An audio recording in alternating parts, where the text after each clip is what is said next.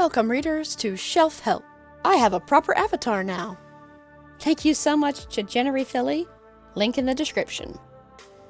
When I started this channel, I really just wanted to talk about books I was reading, because no one around me was reading the same books at the same rate.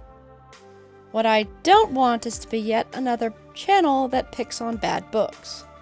To quote Anton Ego from Ratatouille, Of a critic is easy.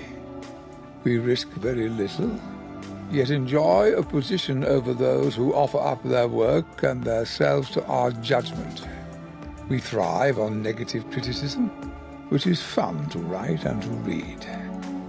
But the bitter truth we critics must face is that in the grand scheme of things, the average piece of junk is probably more meaningful than our criticism designating it so.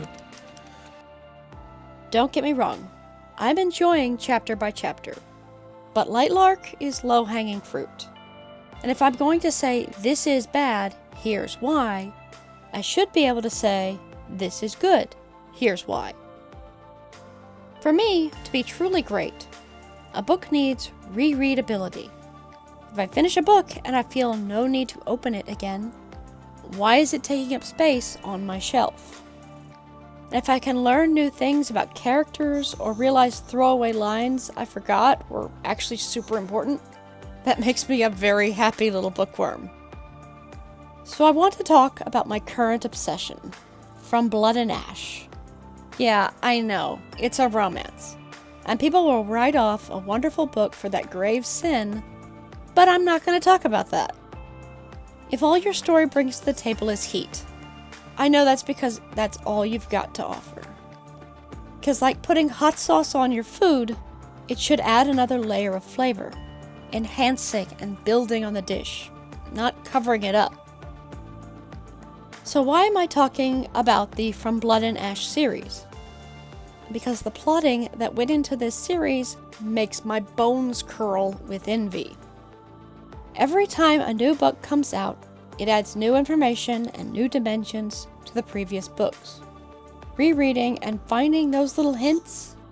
Wonderful. But From Blood and Ash is not a standalone series. It has a companion series that is also a prequel. And it is both because instead of reading one and then the other, the reading order jumps back and forth at specific points.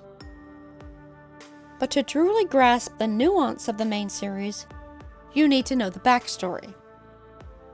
Technically, the reading order is From Blood and Ash, Kingdom of Flesh and Fire, Crown of Gilded Bones, A Shadow in the Ember, The War of Two Queens, A Light in the Flame, A Soul of Ash and Blood, A Fire in the Flesh, Visions of Flesh and Blood, Born of Blood and Ash, and The Primal of Blood and Bone. As of this writing, that is all the books published and announced.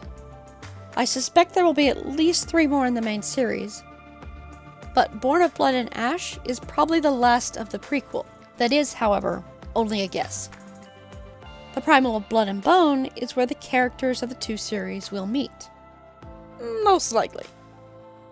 The reading order isn't absolute. I was all the way through War of Two Queens before I backtracked to Shadow in the Ember and caught up on the prequel. For the purposes of this project, I'm going to assume you have either read all the books or don't mind being spoiled. For background, we'll start with the deep history, because it is super relevant even if it does not seem like it at first glance. But first, a theory. The series is lying when it says Poppy will just be a primal. The Fates engineered her to be more, and the end of Fire in the Flesh tells us how. There are 3 points that jump out at me. The Ancients originally fell as stars and lived under the ground, returning there after they lost the war to the Primals. The baby's eye color, and the Ancients will rise as blood and bone. As Seraphina is dying her mortal death, she has a vision of a pinprick of light. First it is blue, then green comes from the tail to wrap around the blue, followed by rich brown. The light swirls around a dark center. The darkness explodes and everything is created. Stars fall to earth and bury themselves in the ground. They nourish the earth and it nourishes them in their return until the stars rose again, this time as the ancients. The ancients are primordial gods, powerful and timeless. They create the primals, including the primal of life, that Seraphina finds painfully familiar. This is Ethos, Nyctos' father, at least that is the text implication since he created the Draken. He pulls a baby from the soil soaked in the blood of Draken. Its eyes go from crimson to light blue, then kaleidoscope in all colors like the ancients, before settling to brown. This is Nyctos, the one who is blessed, born after Kalos killed his mother. As for the eyes, Kalos' eyes are red, Seraphina's are blue, and the kaleidoscope is a hint at what Poppy is becoming. As for the brown, I'm not sure. Nyctos' eyes are silver by the time Seraphina meets him, but he is the primal of death at that point. Also, this is the second time brown has followed other colors. Feels important.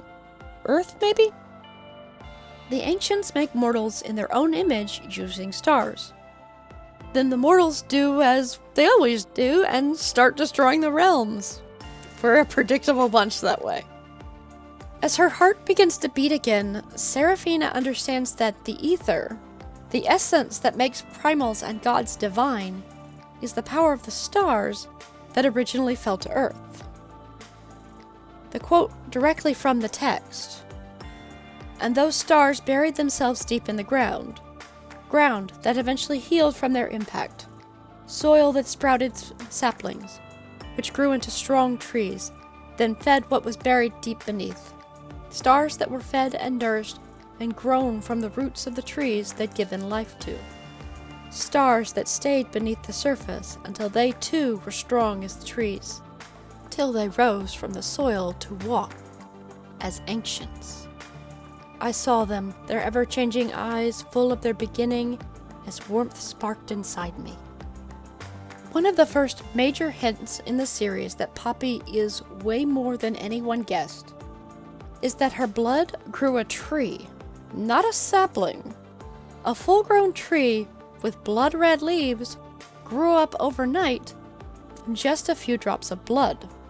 Seraphina sees the rise of the primals and the fall of the ancients. Some of them go to ground, but some remain. Those that remain protect the balance of life and death. These remaining ancients are the Fates, confirmed by the author. Seraphina also sees what will happen if the cycle is broken. The sleeping ancients will rise and destroy everything. There's a line here. For if they rose, they did so as blood and bone, the ruin and the wrath of that once great beginning. If the ancients rise, everything is fucked. That is, of course, a straight reading of the text. I'm not here to take the text at face value. I'm here to see if I can catch the clues left by the author and to call her shots. Poppy is the true primal of blood and bone, life and death, the most powerful primal to ever exist. Or so we are being told.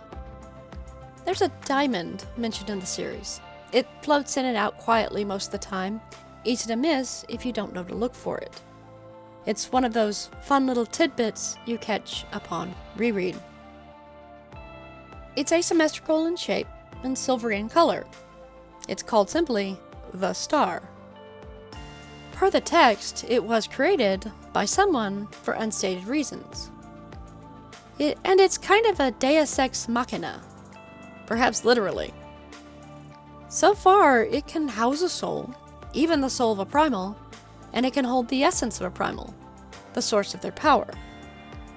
It can also transfer both soul and essence to a different host than from whence it came. But what if the star wasn't created? What if it was just dug up? The place that it came from turned into a wasteland, but if the text is to be believed, it was because the land was drained to create it. But Sira's vision says the ancients took nourishment from the land and nourished it in return. What if the land died because the ancient star was removed? And that still leaves the question, why? Why bring such a powerful object into the world? Because the Fates, who are the ancients who remained after the war, foresaw what Kallus would do, and knew if their siblings rose again, it would be the end of everything. The Fates can't see the future, at least not exactly. The future is unwritten. But they can see the choices people could make and their consequences. And they're always playing their cards close to the vest. Back to my theory. Poppy is not a primal, but a new ancient. She was cultivated by the Fates to make sure the cycle of life and death never broke. Someone dug up the star and Kallus found out about it. The primal of death, with an inferiority complex and serious jealousy issues towards his brother Ethos, the primal of life. A lot of shit happens, and I'll go through that as it comes up, but the short version is Kallus sees a pretty girl and decides she's the one for him. According to him, he accidentally frightened her and she ran off a cliff. Personally, I'm betting she jumped. This is Satoria. She pops in and out of the story as well. Her name means my pretty Poppy. If she does not turn out to be Poppy, that is the worst red herring I've ever seen. The star is then used by Kallus to take his brother's powers and become the primal of life and king of the gods. Then to house Ethos' soul after Kallus kills him, and finally to house Satoria's soul. Satoria's soul marinates in the crystallized power of an ancient for several centuries, before somehow Isabeth gets her hands on the star and has baby Poppy. I'm sure Kallus and Callium had their hands in that, but more on them later. But that is just my theory, and only time and more books will bear it out. What do you think? Do you have any theories you'd like to share? I look forward to hearing your thoughts, and join me again in the next installment of Upon Reread.